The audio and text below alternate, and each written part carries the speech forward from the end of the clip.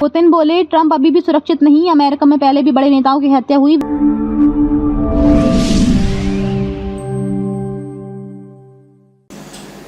नमस्कार, मैं खुशी और आप देख रहे हैं भारत न्यूज 360 टीवी। आइए रुक करते हैं आज की खास खबर की ओर। होशियार नेता उम्मीद है अलर्ट होंगे। रूसी राष्ट्रपति व्लादिमीर पुतिन ने गुरुवार को अमेरिका के नवनिर्वाचित राष्ट्रपति डोनाल्ड ट्रंप की सुरक्षा को लेकर चिंता जताई। CNN के मुताबिक पुतिन ने कहा कि राष्ट्रपति चुनाव जीतकर ट्रंप ने एक बड़ी परीक्षा पास कर ली है, लेकिन अभी भी वह सुरक्षित नहीं है। गौरतलब है कि ट्रंप जुलाई में पेंसिल्वेनिया में भाषण दे रहे थे, तब उन पर जानलेवा हमला हुआ था। इससे वे मामूली तौर पर घायल हुए थे। इसके बाद दिसंबर में फ्लोरिडा गोल्फ कोर्स में एक शख्स ने उनकी जान लेने की कोशिश की थी, लेकिन वह नाकाम हो गया।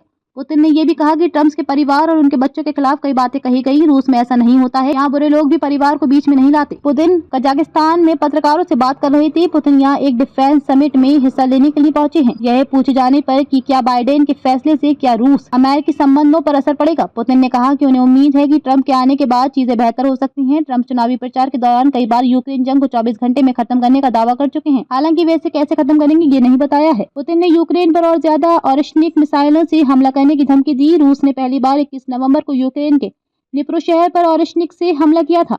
ये पूछे जाने पर कि क्या बाइडेन के फैसले से क्या रूस अमेरिका के संबंधों पर असर पड़ेगा, पुतिन ने कहा कि उन्हें उम्मीद है कि ट्रंप के आने के बाद चीजें बेहतर हो सकती हैं। ट्रंप चुनावी प्रचार के दौरान कई बार यूक्रेन जंग को 24 घंटे में खत्म करने का दावा कर चुके हैं। हालांकि वे इसे कैसे खत्म करेंगे ये नहीं बताया है। पुतिन ने यूक्रेन पर और ज्यादा ऑरिशनिक मिसाइलों से हमला करने की धमकी दी। रूस ने पहली बार 21 नवंबर को यूक्रेन के निप्रो शहर पर ऑरिशनिक से हमला किया था। रूस ने गुरुवार को यूक्रेन पर करीब 200 मिसाइल और ड्रोन से हमला किया था। इस पर पुतिन ने कहा कि यूक्रेन की ओर से रूस में लंबी दूरी की ATACMS मिसाइलों से किए गए हमले के जवाब में ये हमला किया गया है। पुतिन ने चेतावनी देते हुए कहा कि कभी में और हमले हो सकते हैं। उन्होंने कहा कि रूस पहले हमला नहीं करता। रूस के हमले के बाद यूक्रेन की ऊर्जा मंत्री हरमन हालुशेंको ने कहा कि देश में ऊर्जा के लगभग सारे साधन ठप पड़ गए हैं। BBC की रिपोर्ट के मुताबिक यूक्रेन में लगभग 10 लाख लोगों को 0 डिग्री तापमान में बिना बिजली के रात गुजारनी पड़ी। हालुशेंको ने कहा कि यूक्रेन में एनर्जी इंफ्रास्ट्रक्चर पर अटैक हो रही है। इस वजह से नेशनल पावर ग्रिड के ऑपरेटर ने इमरजेंसी बिजली कटौती शुरू कर दी है। कीव, ओडेसा, निप्रो और डोनेट्स्क में बिजली सप्लाई में मुश्किल हो रही है। रूस ने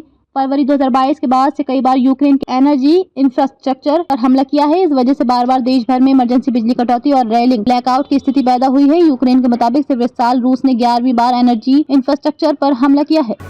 खबरों में अब तक के लिए बस इतना ही। फिर होगी आपसे मुलाकात ऐसी ही एक और बड़ी खबर के साथ। तब तक के लिए नमस्कार और देखते रहिए भारत न्यूज 360 टीवी।